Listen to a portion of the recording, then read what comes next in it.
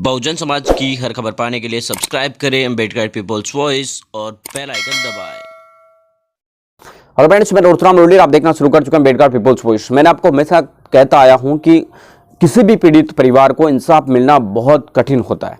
किसी आरोपी के पक्ष में लिखना बहुत आसान है, 2 मिनट जस्टिस रिपोर्ट लिखना भी बहुत आसान है, लेकिन वो पीड़ित परिवार जो इंसाफ के लिए लड़ता है उसके लिए बहुत मुश्किल है उस न्याय को प्राप्त करना जो न्याय मिलता है।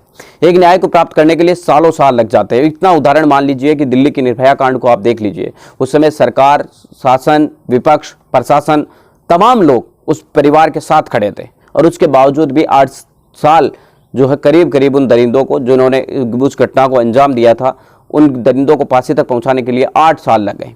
आज की अगर हम बात करें तो कुल मिलाकर हाथरस का मामला इसके बिल्कुल उलट है।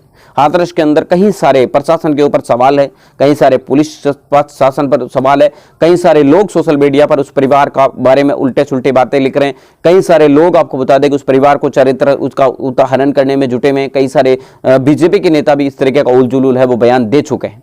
इसके बावजूद भी वो परिवार है वो डट कर न्याय के लिए लड़ रहा है, उसके लिए बहुत संघर्षपूर्ण है। लगातार अपने ऊपर आरोप लग रहे हैं, लगातार अपने आरोप पर जिस तरीके की बयानबाजी हो रही है उनको लेकर लाइव हिंदुस्तान नाम के जो न्यूज पोर्टल है उसके मुताबिक आपको बता दें कि पीड़ित परिवार की तरफ से पीड़िता के पिता ने बयान जारी किया है।